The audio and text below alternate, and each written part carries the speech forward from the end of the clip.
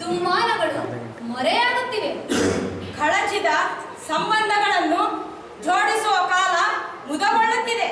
ಬುದ್ಧ, ಬಸವ, ಋಷಿಮುನಿ ತತ್ವಜ್ಞಾನಿಗಳು ಕಂಡ ಕನಸುಗಳು ಬಿತ್ತಿ ಬೆಳೆಯಲು ನಮ್ಮ ಕರುನಾಡು ಹದಗೆಡುತ್ತಿದೆ. ಜನಮನ ಸೆಳೆದ ಭರತ ಮುನಿಯ ರಂಗ ವಿಜ್ಞಾನ ಭೇದ ಧ್ಯಾನ ಆಂಗಿಕ ವಾಚಕ ಆಹಾರ್ಯ ಸಾತ್ವಿಕಂ ಮಾನವ ಕುಲಂ ಒಂದೇ. ಇದುವೇ ಕಲ್ಯಾಣ ರಾಜ್ಯ.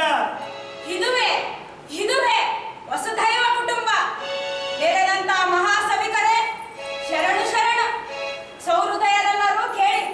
ನಾವು ಬಂದಿರೋದು ಒಂದು ಆಟ ತೋರಿಸೋಕೆ. ಹಲವರು ತೋರಿಸುವ ಆಟ ಅದ್ಭುತ ಮಾಂತ್ರಿಕವಾಗಿರುತ್ತದೆ. ಬನ್ನಿ, ನಮ್ಮ ಆಟ ಅಂತದ್ದಲ್ಲ. ಬನ್ನಿ, ನೋಡಿ ಕಣ್ಣುಗಳ ಒಳಗಿನ ಕೊಳೆಯ ಜೊತೆಗೆ ಮನದ ಕೊಳೆಯನ್ನೂ ತೊಳೆಯುತ್ತದೆ. ಅಂತ ಆಟ ನಮ್ಮದು.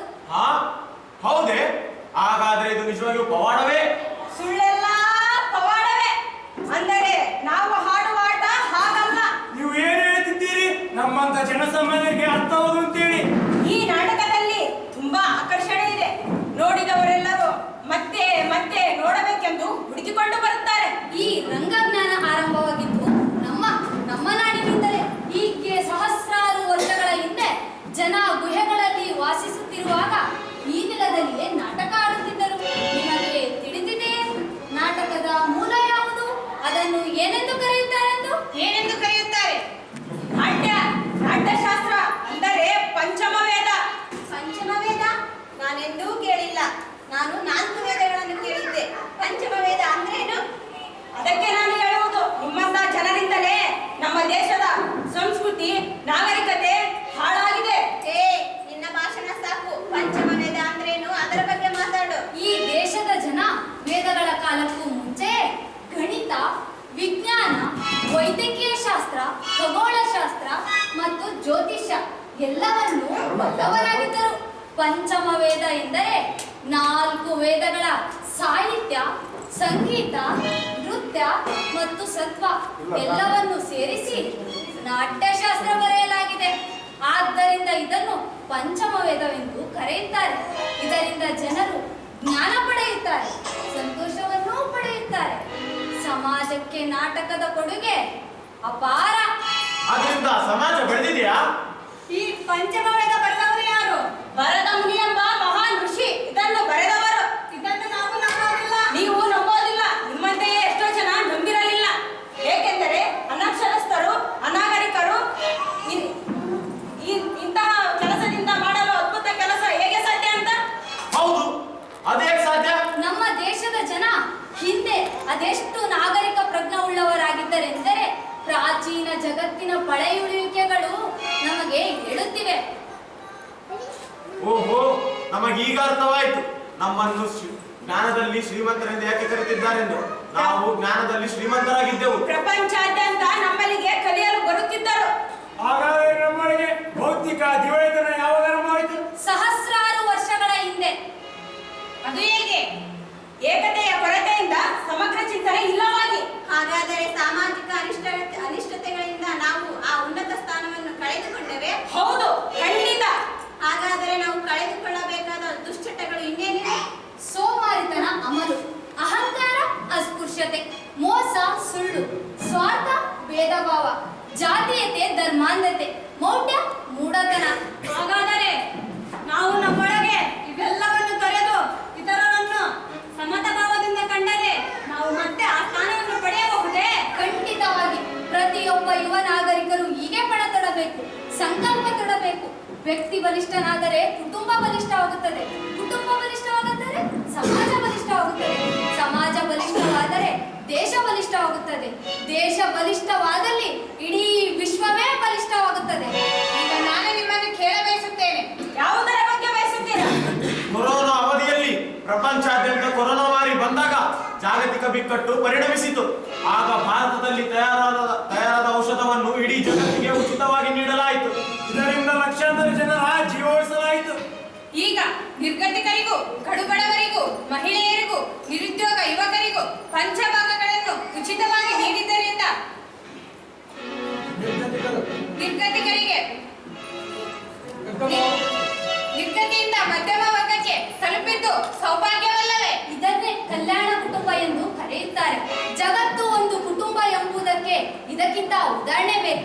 ನಾವೆಲ್ಲ ಇಂತಹ ಕುಟುಂಬದ ನಿರ್ಮಾಪಕರಾಗಿ ಮುನ್ನಡೆದು ಮತ್ತೆ ಮುತ್ತು ರತ್ನಗಳನ್ನು ಬಳ್ಳದಿಂದ ಅಳೆದು ಮಾರುವಂತಹ ವ್ಯವಸ್ಥೆ ನಿರ್ಮಿಸೋಣ.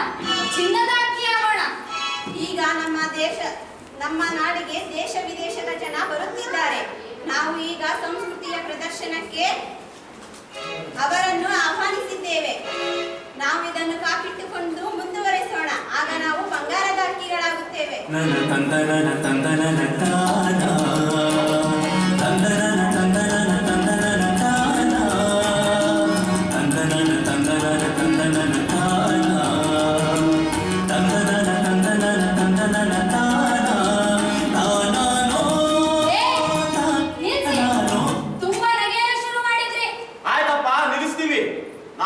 ಚಿನ್ನದ ಹಕ್ಕಿಗಳಾಗಬೇಕು. ಹೇಳು, ಅದಕ್ಕೆ ಏನೇನ್ ಮಾಡಬೇಕು? ಅದನ್ನ ಒಂದಿಷ್ಟು ಜನರಿಗೆ ತಿಳಿಸಿ ನಾವು ಅದನ್ನ ಜಾಗೃತಿ ಮೂಡಿಸ್ತೇವೆ.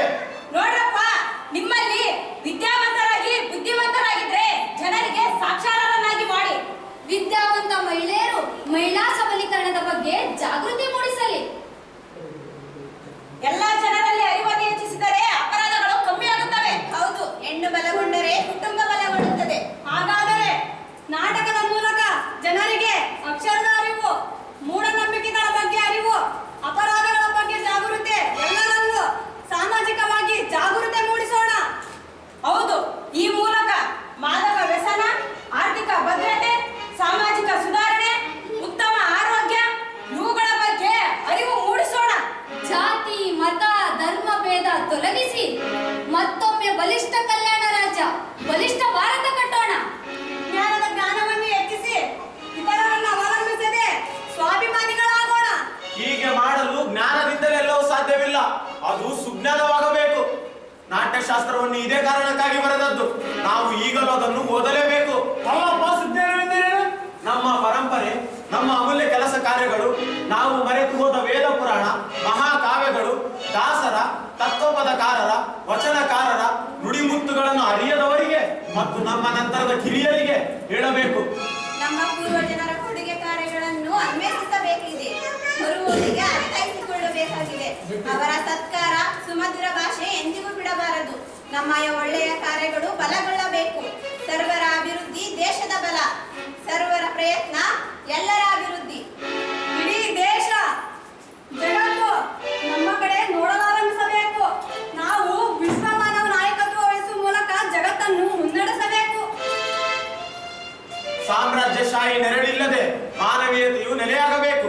ಸರ್ವ ಜನಾಂಗದ ತೋಟವಾಗಬೇಕಿದೆ. ಸಾಮಾಜಿಕ ನ್ಯಾಯದ ಅಧಿಕಾರರಾಗಿ ವಿಶ್ವ ಮಾನವರಾಗೋಣ. ಸಹೋದರರೇ, ನಾಟಕದ ಮೂಲಕ ಏನೆಲ್ಲ ಹೇಳಬೇಕು ಹೇಳುತ್ತೀವಿ. ಹೆಣ್ಣು ಭ್ರೂಣ ಹತ್ಯೆಯನ್ನು ನಿಲ್ಲಿಸಿ ಹೆಣ್ಣನ್ನು ಬೆಳೆಸೋಣ. ಹೆಣ್ಣು ಸೃಷ್ಟಿಯ ಕಣ್ಣು. ವರದಕ್ಷಿಣೆ, ಸ್ತ್ರೀ ಶೋಷಣೆ, ಅತ್ಯಾಚಾರ, ಬಾಲ್ಯ ವಿವಾಹ ಇದರ ಬಗ್ಗೆ ನಾಟಕ ಮಾಡಿ ಜನರನ್ನು ಆಹ್ವಾನಿಸೋಣ. ಹೌದು ಸಹೋದರಿ, ನನ್ನ ತಂಗಿಗೂ ವರದಕ್ಷಿಣೆ ಕಿರುಕುಳವಾಗುತ್ತಿದೆ. ನಾನು ನಿಮ್ಮೊಂದಿಗೆ ಬರುವೆ, ಹೋರಾಡುವೆ. ವರದಕ್ಷಿಣೆಯ ಪಿಡುಗನ್ನು ನಿಲ್ಲಿಸೋಣ. ಹಾಡಿನ ಮೂಲಕ, ಕತೆ, ನಾಟಕ, ಕವಿತೆ, ಸಾಹಿತ್ಯದ ಮೂಲಕ ಜನರಿಗೆ ಅರಿವನ್ನು ತಲುಪಿಸಿ ಅರಿವಿನ ದೀಪ ಹಚ್ಚಿಸೋಣ. ವಂಚನೆಯ ಜೊತೆ ಜೊತೆ ಜ್ಞಾನವು ಲಭಿಸುತ್ತದೆ. ಸಮಾಜ, ದೇಶ ಬಲಿಷ್ಠಗೊಳ್ಳುತ್ತದೆ. ಹೀಗೆ ಮಾಡಿದರೆ ಸರ್ವರು ಚಿನ್ನದ ಅಕ್ಕಿ ಆಗುವುದರ ಜೊತೆಗೆ ವಿಶ್ವನಾಯಕರಾಗುತ್ತೇವೆ. ನಮ್ಮ ದೇಶವೇ ವಿಶ್ವದ ಮುಂದಾಳಾಗಬೇಕು. ಮುಂದೆ ಭಾರತವು 100 ವರ್ಷಗಳ ಸ್ವಾತಂತ್ರ್ಯ ಸಂಭ್ರಮವನ್ನು ಆಚರಿಸಿಕೊಳ್ಳುತ್ತಿದೆ. ಆ ವೇಳೆಗೆ ಭಾರತದ ಸಂಪ್ರದಾಯವನ್ನು ಜಗತ್ತು ತಿರುಗಿ ನೋಡುತ್ತದೆ. ಆ ವೇಳೆಗೆ ವೈಚಾರಿಕ ವಿಚಾರವಂತರಾಗಬೇಕು. ಎಲ್ಲರಿಗೂ ಸಮಾನ ಸ್ಥಾನಮಾನ ದೊರೆಯಬೇಕು.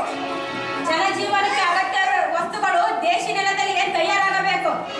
ಈ ತರ ನಾವೆಲ್ಲ ಅಭಿವೃದ್ಧಿಗೊಳ್ಳಬೇಕು. ಪ್ರತಿಜ್ಞೆ ಮಾಡಿದರೆ ಸಾಲದು. ನಾವೆಲ್ಲ ತಮ್ಮನ್ನು ತಾವು ವಿಮರ್ಶಿಸಿಕೊಂಡು ಇತರರನ್ನು ವಿಮರ್ಶೆಗೆ ಒಳಪಡಿಸಿ ನುಡಿದಂತೆ ನಡೆದು ತೋರಿಸಿದ ಶರಣರ, ದಾಸರ, ತತ್ವಪದಕಾರರ ನುಡಿಮುತ್ತುಗಳನ್ನು ಅರಿಯಬೇಕಿದೆ. ಮುಂದಿನ ಪೀಳಿಗೆಗೆ ನಾವೇ ಮಾದರಿಯಾಗೋಣ. ಇದುವರೆಗೂ ಆದ ಸಾಮಾಜಿಕ ತಾರತಮ್ಯ, ಮೇಲು ಕೀಳು, ಬಡವ ಬಲ್ಲಿದ ಎಂಬ ಭೇದ ಅಳಿಸೋಣ. ವಿಶ್ವಮಾನವರಾಗೋಣ. ಹೌದು ಹೌದು, ಇಂತಹ ವಿಚಾರಗಳನ್ನು ಸಮಾಜದಲ್ಲಿ ಬಿತ್ತಿ ಬೆಳೆಸಲು ದೃಢ ಪ್ರತಿಜ್ಞೆ ಮಾಡೋಣ. ಅಭಿವೃದ್ಧಿಯೇ ನಮ್ಮ ಗುರಿ.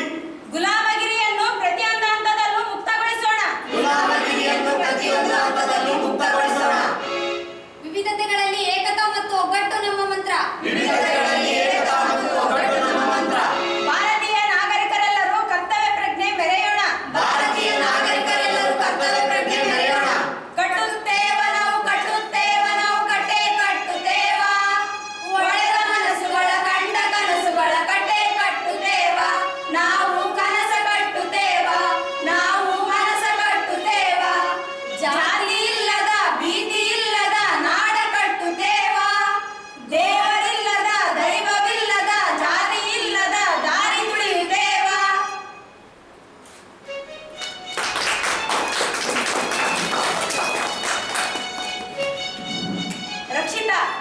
ರಾಕೇಶ